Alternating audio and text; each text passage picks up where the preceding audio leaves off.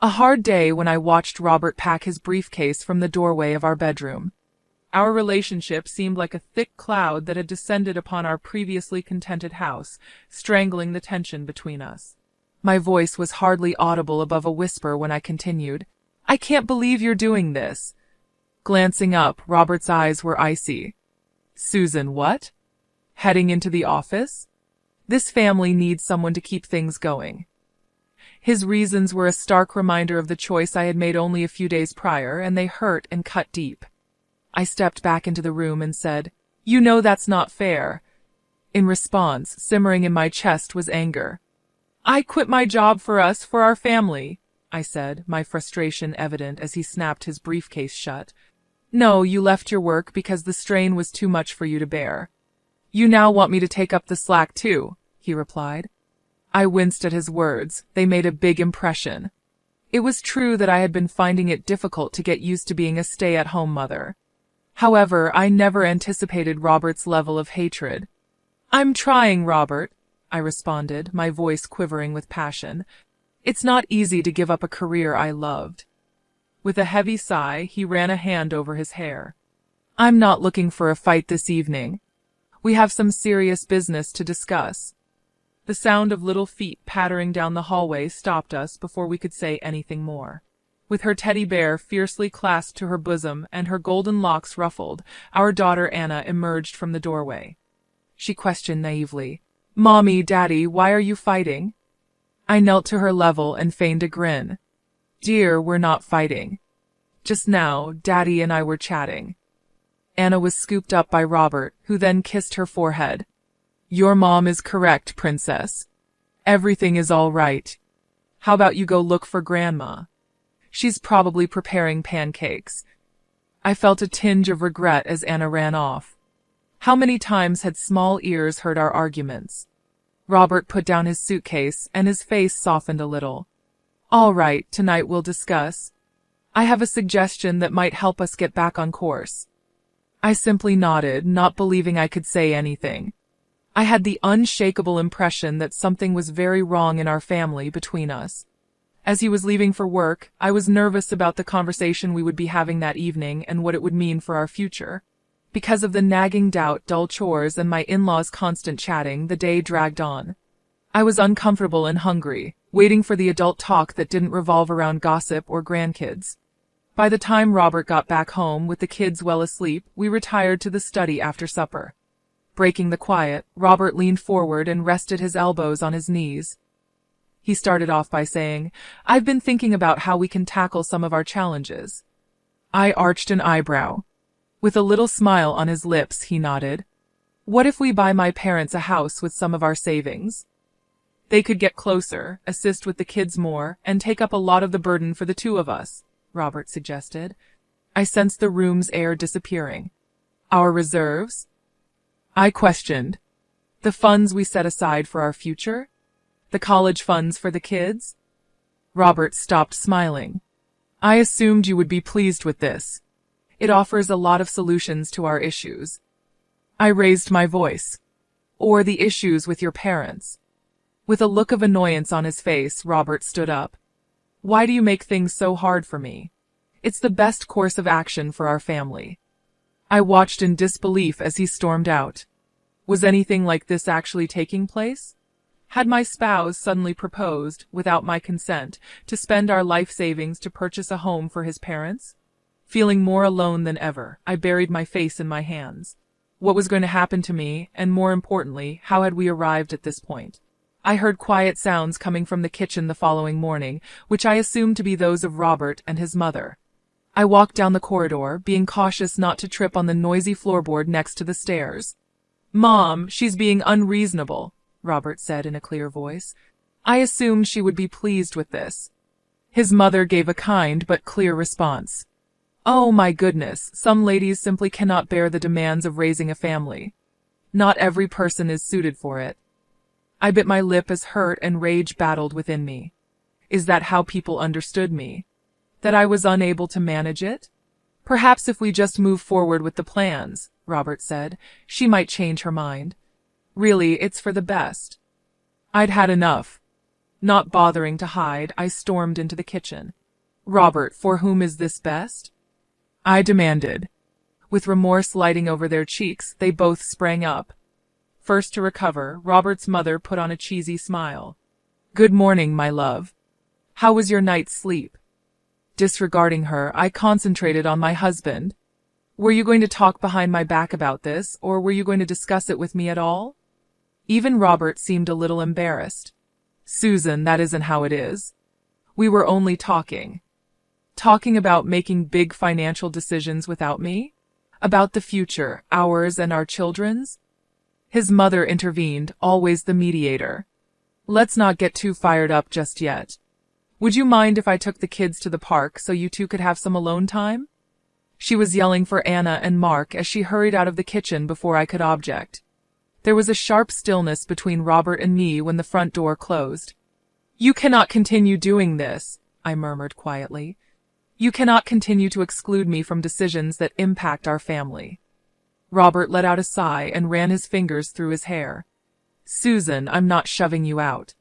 I'm searching for answers. Robert, you've been the one who's been distant, I snapped. You've been acting like a failure ever since you persuaded me to quit my job because you said I needed to focus on the family. I reasoned, moving away from him as he grabbed me. That is incorrect.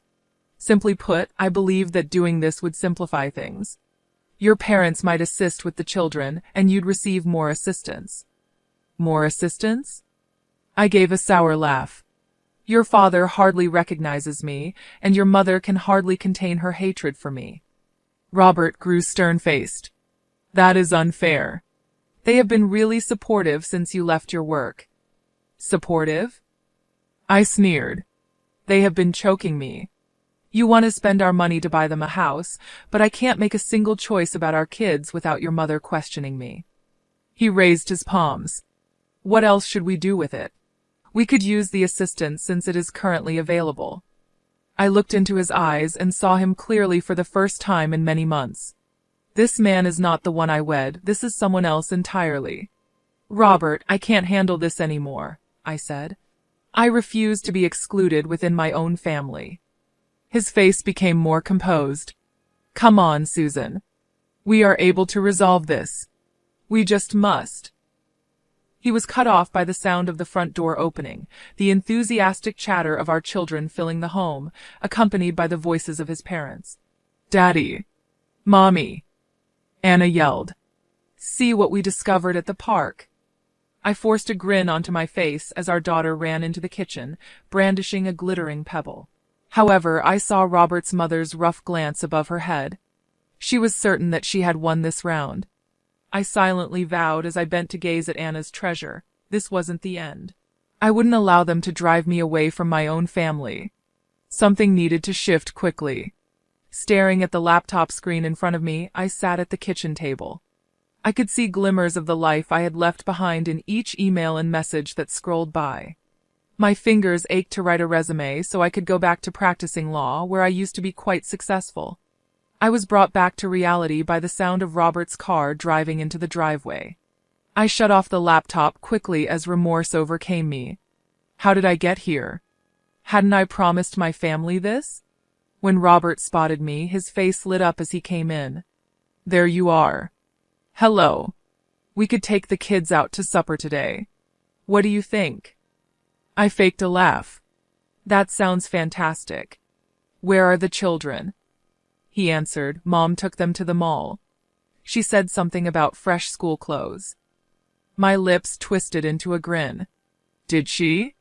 I believed that this weekend we had decided to accomplish it together. Without seeming to notice my dismay, Robert shrugged. Mom extended an offer. I thought you would get a vacation from it. A break? As if I needed to get away from my own children. I tried not to cry while I swallowed my hurt. Robert, we need to talk about your parents, about this whole scenario. His shoulders stiffened as he groaned. Not this again, Susan. I believed that this was behind us, that the past was the past, me making decisions for our family. I got up, my rage exploding. Robert, you can't just keep making decisions on your own, especially not about our savings. He narrowed his eyes. What's that supposed to mean? I inhaled deeply. Earlier, I heard you talking on the phone. You were conversing with a real estate agent, right? Robert looked surprised and flushed. It was only a preliminary discussion. I was obtaining data. Without first speaking with me, I concluded on his behalf. He raked a hand through his hair once again, his voice brimming with frustration. Susan, what do you want from me? I'm attempting to act in our family's best interests. Our family, I said once again. Not the talk of your folks, not the idealized version of our family that your mother has. We, Robert, me, you, and the children. He fired back. My parents are part of our family too. Why do you not see that? Something inside of me snapped. Because they're assuming control. Your father ignores me during family dinners, your mother scolds me for being a parent, and you're allowing it to happen. Robert grew stern-faced. That is unfair. They only want to help. I chuckled in disbelief. Is that what you call it when your mother insults my parenting? When your father avoids me at family dinners? Robert responded. You're exaggerating, but I could tell he was doubting himself. I took a step forward and spoke in a deep, low voice. Robert, am I mistaken? Tell me this. When was the last time your parents weren't involved in a choice that we decided on together? He parted his lips, then shut them again, unable to respond. That's what I thought, I said as my strength began to go. Robert, I can't continue to live this way. There must be a change. I briefly had a glimpse of the thoughtful, kind man I'd married. However, he soon closed his face once more. You're accurate, something indeed has to change. You must acknowledge that this is how we now live, Susan. My folks are here to stay. We'll all be happier if you embrace that sooner rather than later. I was filled with shock and sadness as I looked at him. Had this actually been the state of our marriage? The sound of the front door opening and the eager talk of our kids were followed by the resounding voice of Robert's mother. She called, We're back. And wait until you see what we bought. Robert turned to meet his mother and our children, giving me a look that suggested quite obviously that our talk had ended. As I stood there, horrifying reality overwhelmed me. This was no longer simply about Robert's parents. This had to do with our marriage's future, and for the first time I wasn't sure whether it really had one.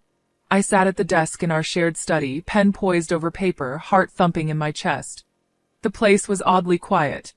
This was it, the breaking point. I looked at my watch. It was 2:37 a.m., with his head still in the clouds. Robert had no idea that our world was about to rock. The kids were safely nestled into their beds, oblivious to the unrest that had been building for several months. My hand trembled as I started writing. The kids and I will be gone by the time you read this, Robert. This is no longer how I can live. My eyesight became blurry as I released years of grief, disappointment, and betrayal onto the paper. I wrote about my experiences of being ignored, about his parents' persistent interference, and about the dreams I had given up only to be viewed as an outsider in my own home. I let out a sob as I signed my name at the bottom. I smothered the sob quickly, not wanting to wake anyone. This was not the future we had planned together, and it was not how I had expected my life to turn out. However, things happen, people change, and sometimes you have to have the courage to alter your own narrative. I carefully folded the letter and put it where Robert could see it, in the middle of his desk. Quietly, I made my way upstairs in an attempt to rouse the kids. Mommy! I shook Anna gently awake, and she murmured something sleepy. What's wrong? She inquired while rubbing her eyes. Nothing's wrong, sweetheart, I whispered and lied. We're taking a little getaway. Could you please assist me with your brother, like a big girl? Though still half sleepy, she nodded.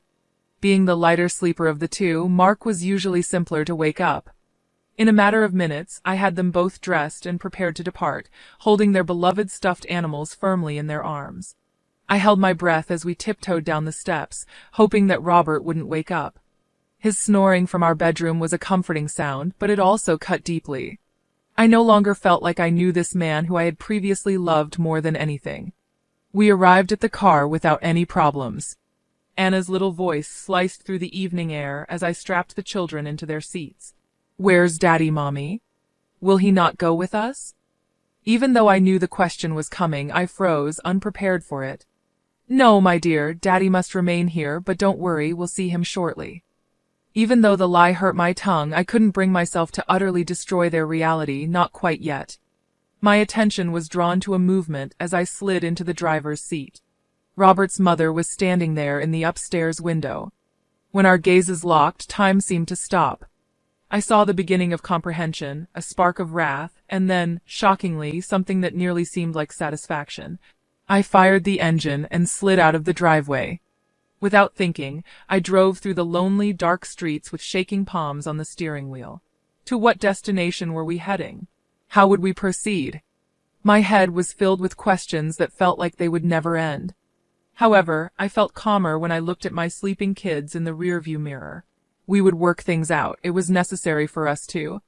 My phone buzzed just as the first rays of dawn were starting to strike the sky. My blood ran cold as I saw Robert's name flash on the screen with the sentence, "You have no right to remove my kids. My attorney will get back to you, Susan. You're not going to get away with this." My resolve strengthened, and I threw the phone onto the passenger seat. Now there was no turning back. I would confront the next challenge and any upcoming struggles for the sake of my children and myself. I allowed myself a tiny grin as the sun rose, casting a picture of opportunity and optimism over the earth. This was only the start of a new chapter in our narrative, not its conclusion. I arrived at a dilapidated motel's parking lot, fatigued filling my body despite the mess in our lives. The children's faces were serene as they slept soundly in the back seat. I was about to cry as I propped my head on the steering wheel when I heard a tap on the window. "Susan, is that you?" Blinking in shock, I looked up. My high school best friend Carolyn was there, gazing through the glass, a face I hadn't seen in a long time. "Carolyn," I gasped out, wiped my eyes hastily, and got out of the car. "What are you doing here?" She drew me into a close embrace. "This place is managed by me, yet I forget about myself. What is happening? Are you all right?" Something inside me shattered at the concern in her voice. Before I knew it, I was crying in her arms and telling her the entire tale in between breaths. With each phrase, Carolyn's expression became more serious as she "Listen," Carolyn gave me a shoulder squeeze after I was done. "You won't remain in this hole. Come on, I'll give you my extra room." After an hour, the kids were nestled into cozy beds, and I took a seat at Carolyn's kitchen table, enjoying a warm cup of tea. "So what's your plan?" Carolyn inquired politely. Feeling confused, I gazed into my tea. "I'm not sure. I simply could not stay there any longer. However, I can see from Robert's text that he will fight for the kids." Carolyn's eyes became stony. "Now you attack, Susan. You've always been the sharpest person I know. You're capable of doing this," I said. "I don't even have an attorney." As the truth of my position hit home, a cunning smirk appeared on Carolyn's face. "To be honest, I think I could assist with that. Do you recall Peter from your time in high school?" A beat skipped in my heart. Peter was the boy I'd secretly lusted after for years. "What about him?" "He's a divorce lawyer now, one of the best in the state," reasoned Carolyn. She paused, then took a step forward. "He always had a thing for you." My cheeks began to flush, and then I felt guilty. As I was leaving my spouse, I found myself blushing over a crush from high school. "Jazz Jine, I cannot afford a top-tier attorney." I moved on from everything. Carolyn dismissively waved her hand. "Let me speak with him. Just get along with him." My phone buzzed with another text from Robert. Before I could reply, I read the message. "My folks are worried. How could you harm our family in this way? I'll make sure you never see the kids again. Go home immediately." I showed Carolyn the message, my hands shaking. Her expression grew serious. "That resolves the matter. Peter is the first person I'm phoning in the morning." That night, I couldn't fall asleep. While I lay in bed, the sensation that I was perched on a cliff persisted in my mind. Peter's meeting seemed like the end of the road, like my marriage had officially ended. However, as I considered Robert's icy reasons and his parents' oppressive presence, I concluded that my marriage had long since ended. I just hadn't had the guts to say it. I heard Carolyn's voice in the corridor when I woke up the following morning. "Yes, Peter, you can meet her at 2 p.m. Many thanks for it." Carolyn turned to face me as I came out of the bedroom, her expression a mix of excitement and trepidation. "Susan, Peter's agreed to meet with you today."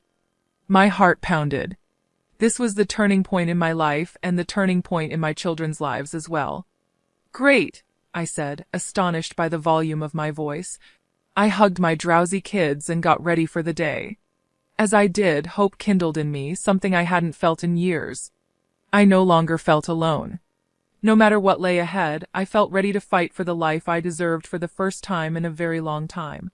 I waited in Peter's office, smoothing down my shirt and attempting to get my anxiety under control. It was obvious he had changed from the bashful youngster I recalled. When he stepped in, Peter held out his hand with a confident, comforting look on his face. "It's been too long, Susan. I apologize that we have to meet in this manner." A familiar flutter emerged in my gut as we sat down, but I ignored it. This was about my future, my children's future, not about past crushes or what-ifs. Peter listened carefully as I described my circumstances, his brow furrowing at every new detail. He leaned forward, his gaze fierce after I was done. "I will not sugarcoat this, Susan.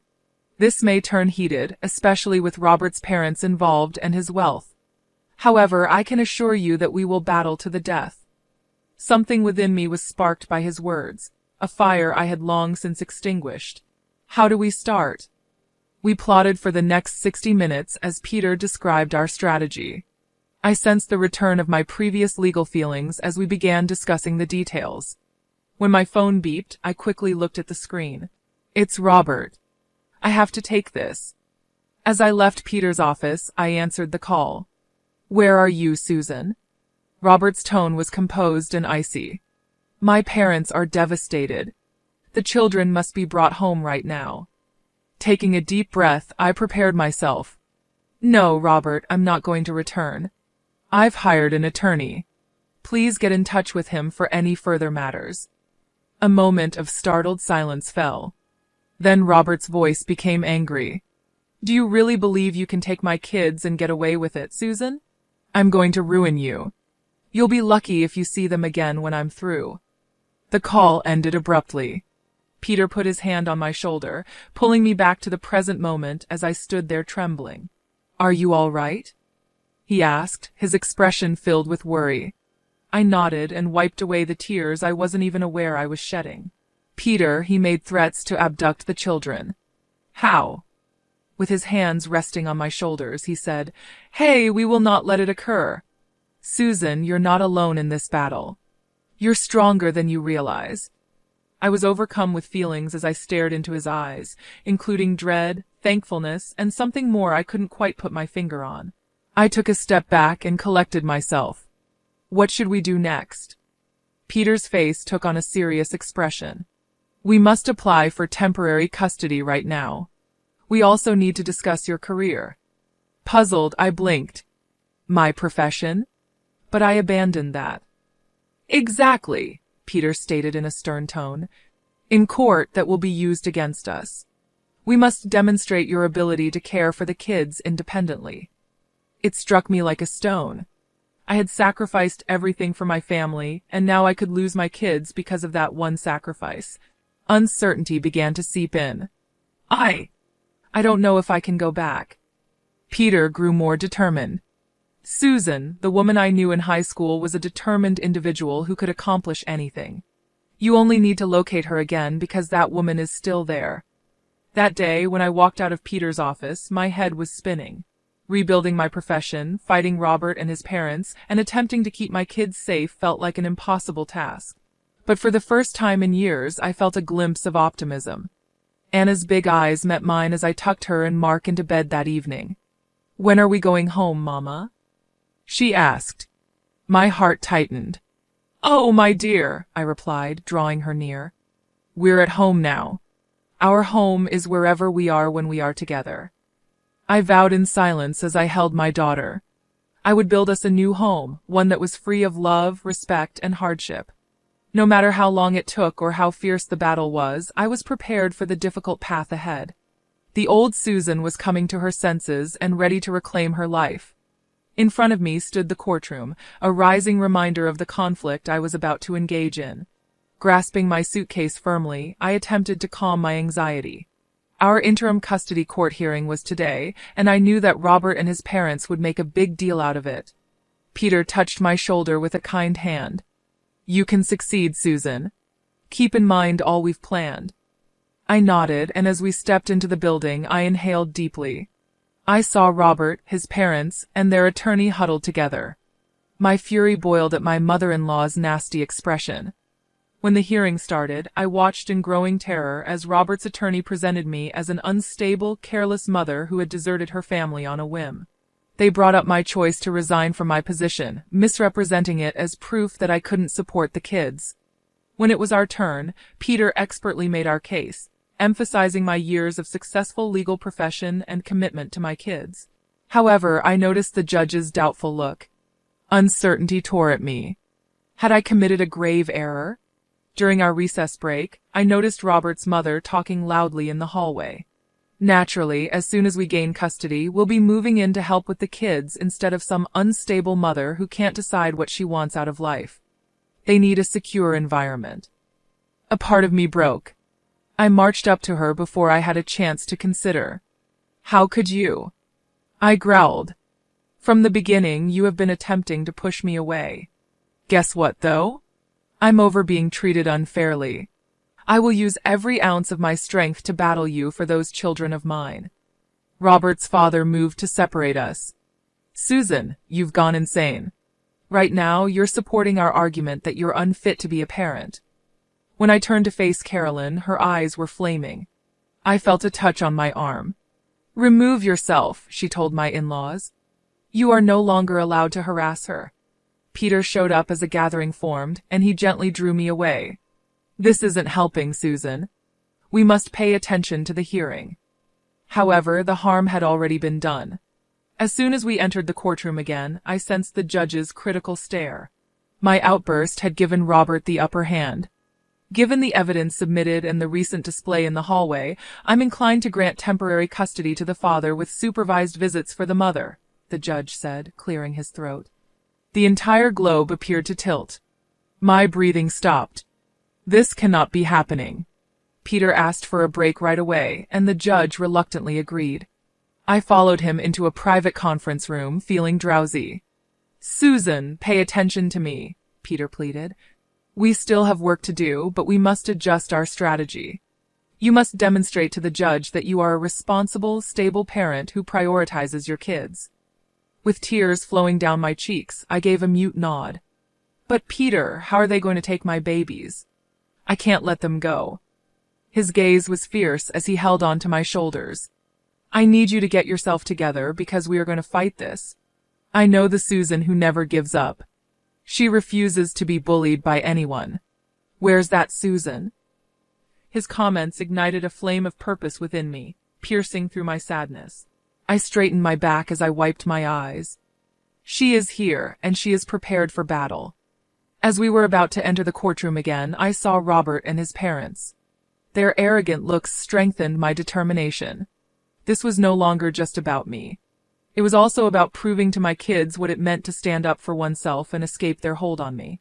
After inhaling deeply, I squared my shoulders. The conflict had not ended, it was only getting started, and this time I was prepared for battle.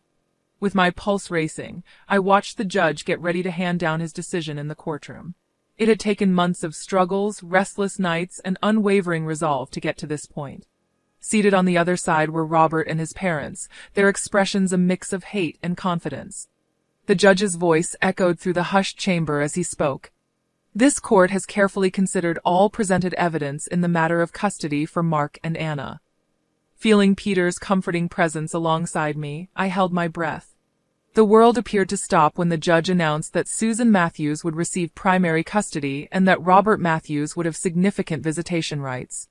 As the court proceeded to go over the specifics of the custody agreement, I could only concentrate on the tremendous sensation of relief and vindication that rushed over me. I heard Robert's mother gasp and saw Robert's face crumple in shock. Peter looked up at me, his smile contagious and encouraging. More than that, it made my heart skip a beat. Robert came over to me outside the courthouse, his parents watching from a distance. Susan, I'm sorry for everything, he murmured quietly.